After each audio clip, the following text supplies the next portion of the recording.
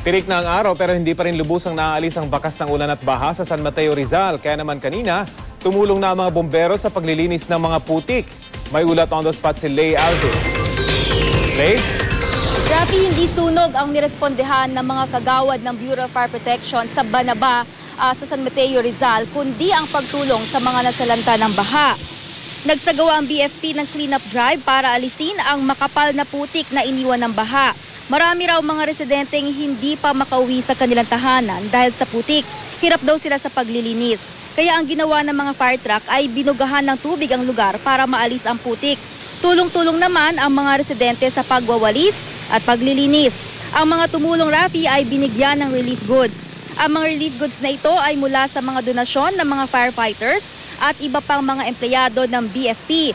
May water rationing din para sa mga nangangailangan ng tubig na panligo.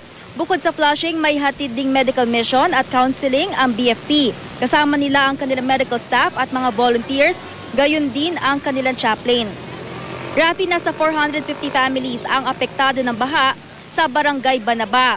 Pagkatapos sa San Mateo, sa mga susunod na araw, ay pupunta din ang mga kagawad ng BFP sa Bulacan, Pampanga at Laguna.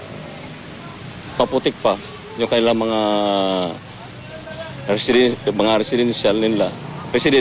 Sa residence nila maputik pa. Kailangan pang i-prepare, linisin para safe sila sa anong manasakit na. Maputik talaga, no, kapal. Linisan nga namin, mag-volunteer na lang kami. Ilang araw na kayo naglilinis, hindi pa rin talaga malinis Oo, ang gusto hindi sa pa. dami. Oo, magdalawang linggo na good. Hirap po, yung mga maraming basura, maraming mga putik.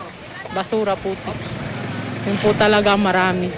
At yan ang pinakasariwang balita mula rito sa Quezon City. Balik sa iyo, Rafi.